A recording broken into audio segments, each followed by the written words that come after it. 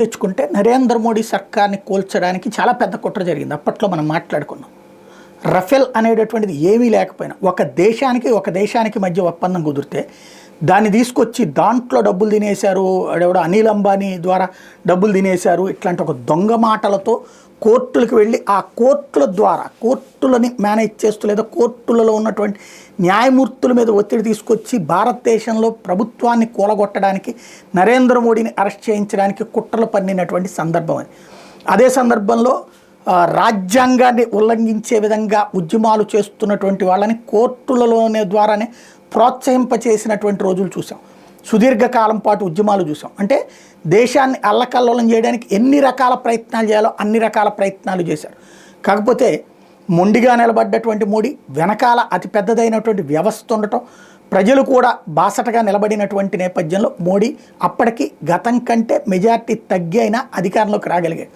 కానీ మొన్న చెప్పాడు కదా ట్రంప్, ఎలాంటి కుట్రలు అమెరికా నుంచి జరిగినాయి అన్నటువంటిది ఆ స్థాయిలో ఉంది. ఇదంతా ఇప్పుడు ఎందుకు చెప్పాల్సి వస్తుందంటే వీళ్ళు వ్యవస్థల్ని, న్యాయ వ్యవస్థల్ని గ్రిప్లో పెడుతున్నారు. ఈ మధ్యకాలంలో జరుగుతున్నది ప్రపంచవ్యాప్తంగా. ఇప్పుడు బంగ్లాదేశ్లో హసీనాకి ఎవరు ప్రాబ్లం?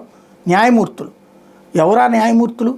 అక్కడ ఉన్నటువంటి న్యాయమూర్తులు అధ్యక్షురాల్ని కాదని చెప్పేసి అక్కడ వచ్చినటువంటి తిరుగుబాటుదారులకు అనుకూలంగా ఎట్లా తీర్పులు ఇస్తారు? దాన్ని అడ్డం పెట్టుకుని అక్కడ కథ నడుపుతున్నారు. ఆ న్యాయమూర్తులు నడిపిస్తున్నది సోరోస్ గ్యాంగ్. అట్లాగే బర్మాలో జరిగింది ఏంటి? సేమ్ న్యాయమూర్తులను అడ్డుపెట్టి నడుపుతున్నారు.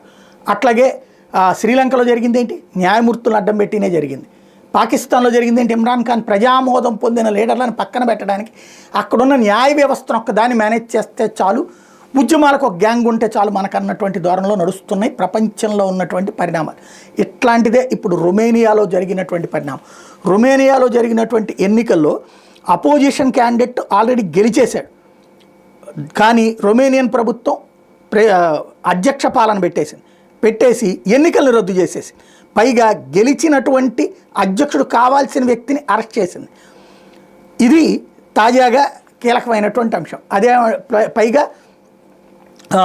ఏదైతే రొమేనియా ఒక విచిత్రం ఏంటంటే, మనకి ఈ మధ్యన భారతదేశంలో స్వేచ్ఛ లేదు, హక్కులు లేదు అని చెప్పేసి దిక్కుమాలినటువంటి రేటింగ్లు ఇస్తుంటారు కదా, ఆ దరిద్రులు రొమేనియా టాప్లో ఉంచారు.